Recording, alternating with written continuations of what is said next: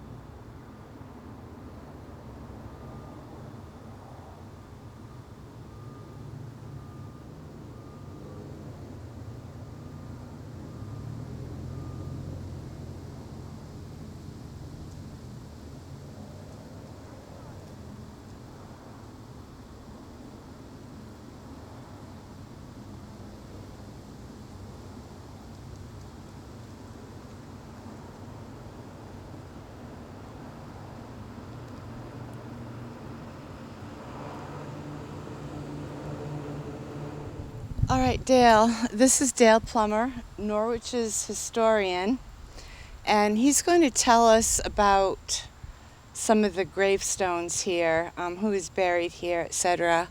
So now this is Benedict Arnold's mother's grave. Yes. Can you tell us somewhat about it? Yes, it's a nice stone, actually, quite nice. In memory of Hannah, the well-beloved wife of Captain Benedict Arnold, and it gives her parents' name and says she was a model of patience, piety, and virtue. She was apparently a very well-liked and admired individual in town. That people said, at least in later, said that she was a virtual saint. Mm-hmm. And of course, the mother of Benedict Arnold, she died in 1759, well before he rose to fame and infamy. Oh, okay. So he was fairly young when his mother passed away, Benedict Arnold's mother. Yes, Passed he away. was relatively young. Oh, okay. Yeah. All right. Is his father buried here also? Or? Undoubtedly, but there's no stone for his father. There may have been, however, I would suspect that if there was, it's been destroyed. Benedict Arnold's name was not the most popular in America. Okay. Anything with his name on it Yeah. might well have become a target for, vandals or people Okay. seeking revenge. All right. Thank you.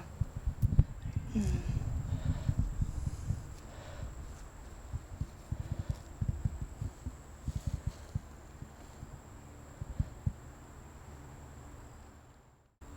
have the tomb with the large, more recent stone in front, and then there are a number of very early.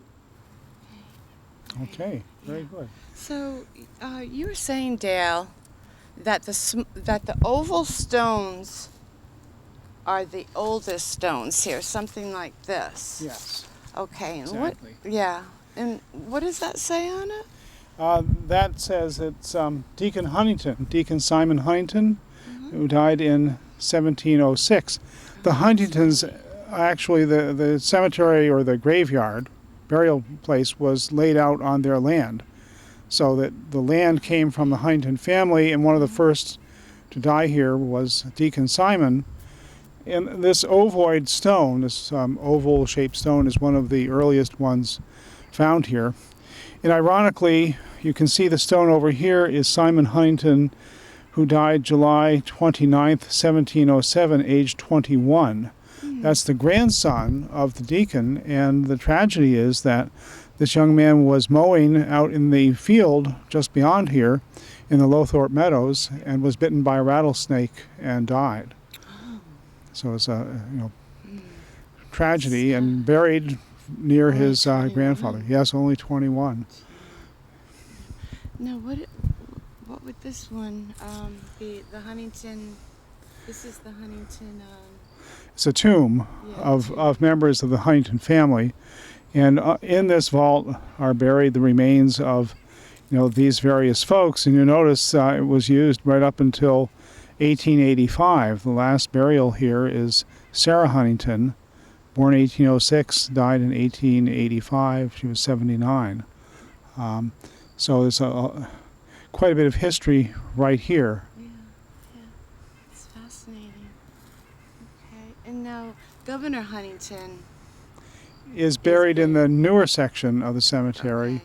His burial was in 1796. Okay, we'll go in the back of the cemetery so we can take a look at Governor Samuel Huntington's tomb. Thank you. Okay, so now this is Lord family. Yes, a very prominent family in town. Yes. The Reverend Benjamin Lord was the pastor of the First Congregational Church on the Green for, I think, 60 years or so in that neighborhood. Very elderly. Reverend Strong came to assist him, and we actually have a sermon of his in 1788, which mentions that 36 people had died, in the year, plus 20 French prisoners from New York. Oh.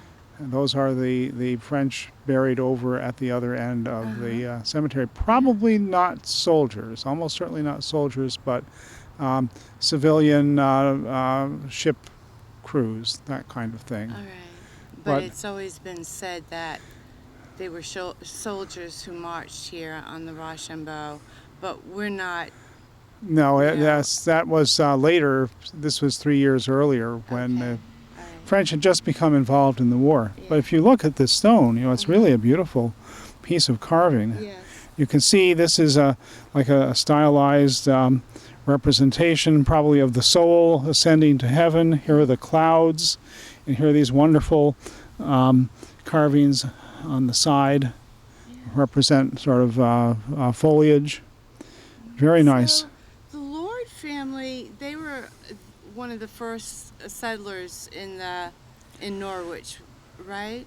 Well, I think actually the Lords came in because of Benjamin Lord being a minister here. Okay. So they're not one of the earliest families, but he was certainly an important figure. So what is the date on here? This would be 1790. Oh yeah, it doesn't have it. 1790 there. something. And then this one is. This is the son. In memory of 5 Benjamin. Mr. Benjamin Lord, yes. Who died May 18th, 1787, in his 60th year of his age. He was the oldest son of the late Reverend Benjamin Lord. Okay, and it says something about 8 children. Yes. Yeah. 8 children, a wife and 8 children to lament his death. Yes. And on this one, it has an angel in heaven, the stone here engraved. Yeah, it's very similar to his mother's stone. Yeah. Yes. Okay. All right. And we'll Lathrop. Well, is the Lathrop stone first. So. Yeah. Okay, Dale, this is Lathrop's right here? Yes, this is Colonel Simon Lathrop, quite important Norwich figure. He was a leader of the troops that went to Louisbourg and captured that. Quite a remarkable feat. And of course, he also was a considerable property owner, owned quite a bit of land, oil mill, other enterprises, lived down on Washington Street near where near the Christ Church. He his soldiers had a little ditty they sung about him. You know, Colonel Lathrop, staunch and true, was never known to balk it, but when he engaged in trade, he always filled his pocket. But he also owned slaves as well, and there is a story that one of his slaves was arguing with some others looking at the moon about whether there was land on the moon, and Colonel Lathrop's slave said, "Well, there can't be, because if there were, Colonel Lathrop would own a farm up there by now." But you can see this has a wonderful, here the angel or the soul with a crown of glory above it, and the clouds, stylized clouds. It's a large, elaborate stone. He died in 1774 in the 87th year of his age. His widow, whose remains are at his side, survived a short time after. Why do we mourn departed friends, or shake at death's alarms? 'Tis but the voice that Jesus sends to call them to his arms. Yes. Nice, fascinating. Okay. And Dale, can you tell me about this stone? The date on here. The date on here is 1772. This is the stone of Boston Trow, governor of the African tribe. He died. I can't read the date quite here, but he died in May 1772, aged 66. You can see how much simpler this stone is, smaller and simpler than the other more wealthy members of the community. Plus, the Africans or black members of the community who were generally enslaved were at the back of the cemetery on this back slope. But there was a custom of them electing a black governor each year in New London, New Haven, Norwich, Hartford. So the major towns in Connecticut would have this African governor. He would represent the African Americans here? Yes, he didn't have any official duty, but apparently had some authority among the black community, and also in dealing with the white community as well. And so he had some standing. And Trow is actually a name from Ghana. It means boss. I was surprised to find that out. So we have some idea. Any story as to how he got here? We don't know, unfortunately. We don't know. Because I know that sometimes,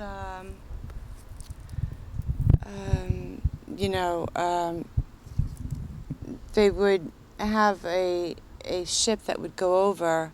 Yes. And but the story isn't that clear as to his story, isn't. We don't know anything about how he came here. Yeah. Okay. Because there are some slaves that have stories, Yes. like Venture Smith. Exactly. Who is kidnapped as a child and brought over, and Yeah. given the name Venture because he was a business venture on the part of the ship's steward. Yes. Here, but he became a successful businessman. Yes, Yeah. very successful, and purchased his own freedom and so forth. Yeah, that's a fascinating story in itself. It really is. And where their family plot is in. Can you remember? I think it's in East Haddam. East Haddam, that's Yes. right. East Haddam, where he had a farm. Yeah. Exactly. Okay, thank you. You're welcome.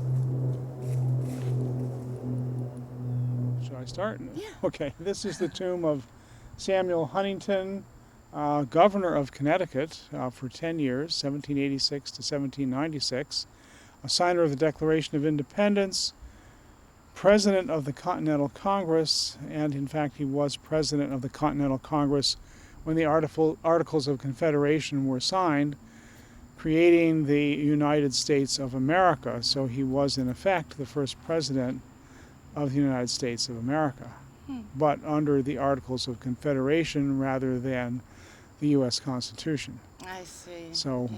we are arguing, of course, in Norwich here that he was the first president of the United States, but I don't think we're quite going to be able to push George Washington off of the first place, but Yeah.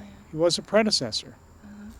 As governor, his home was on Town Street, right? Yes, right in back over here.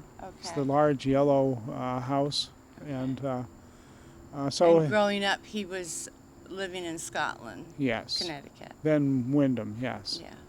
And what was his wife's maiden name? Do you happen to know? Yes, Devotion. Is her Martha, maiden name? yes, Was Devotion? Martha Devotion. Martha Devotion. Hmm. I think that she Sounds was the nice. daughter of the local clergyman. Oh.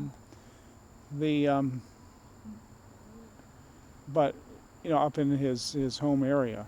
So he and she are buried here along with how many children? They had no children. Oh, they had no children. No, in fact, Samuel Huntington Jr. was not, in fact, his son, but his nephew. Okay. It was often a practice to call a nephew with the same last name, Jr., even though he wasn't the son. But Oh, Samuel really? Huntington Yeah. Jr. It was in the second or third, like, Right. yeah. Yeah, okay. So Samuel Huntington Jr. Moved to Ohio Uh-huh. and became one of the early governors of Ohio, Oh. which of course was largely settled by people from Connecticut. But the Huntingtons apparently, had parties and dances and so forth in their home. They liked young people a lot, even though they had no children of their own. Their nephew was, I think, a surrogate for children. And of course, this tomb had fallen into disrepair, and Bill Stanley raised the money and got volunteer donations to rebuild it.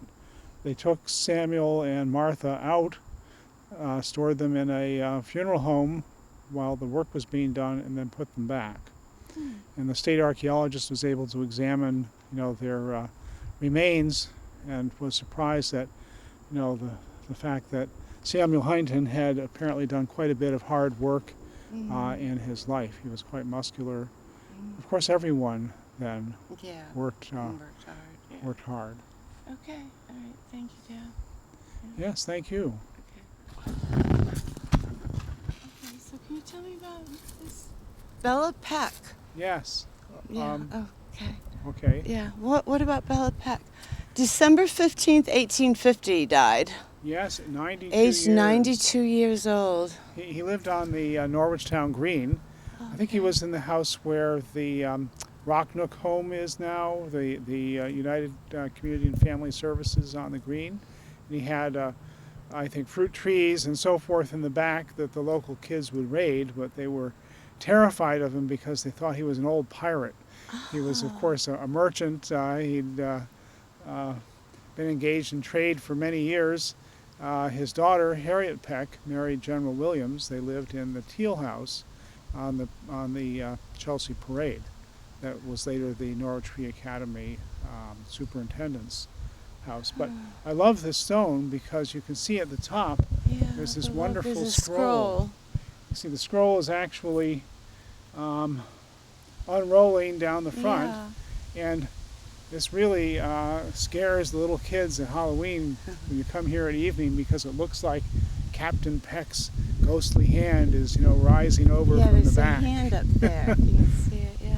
But I think the symbolism is that this scroll represents the deeds of Captain Peck's life, and Okay. the good and presumably the bad as well. And this is what he'll be judged on. Yeah. But it even has, you can see the name of the carver, Woodward New London. Oh, New London, yeah. Yep. That would be granite, I think this is a marble. marble. You know, it's Wasn't there a marble mine or a granite place in New London? You know, where they used to get the granite from, I think. yes, all along the And coast it there were closed just granite. recently. You know, like about 20 or 30 years ago. Well, there were several in Waterford. Mhm. Millstone was a granite quarry. Oh, granite. Hurricane Island and Booth Brothers had a quarry. I think near Rope Neck Road, that area. Mhm. There were quarries in Groton, all along the coast. The advantage was you could quarry the stone, put it on a boat, and carry it some distance much more easily than by land. But Okay. there were marble quarries as well, not so many in eastern Connecticut, but the western part of the state, Okay. Yeah. other places. All right, we'll go to one more, and we'll finish up the tour. Okay. Okay, All right. sure. Thank you. How about the Christopher Huntington one, which is quite lovely, and it's Yeah. an early, Okay. very All early right. stone. Thank you. As you can see, the Huntington home Yes. is up that way on Town Street. Yeah. So he had only a short distance to go when he Yeah. died Yeah. to his tomb. Yes. Yeah. What? No. Oh, really? Huh. Hey, so what one have you got here? See, now you've got the sunshine on that one. That Yes. means it's east, Yeah. facing something. I forgot what it was. So. Well, of course, people were looking forward to the resurrection, and generally bodies were buried facing east, with the idea that when the dawn of the day of resurrection would happen, people would rise facing the sun. This one is interesting because it says, "Here lies interred the remains of Deacon Christopher Huntington, of Norwich, born November the 1st, 1660, and the firstborn of males in the town. He served, I can't read the number of years, but quite a few number of years in the office of a deacon, and died April 1735 in the 75th year of his age." So here's the grave of the oldest, the firstborn male. There was actually a girl born before him, but they were more concerned about males at the time. And you can see again this wonderful head with the wings, stylized wings,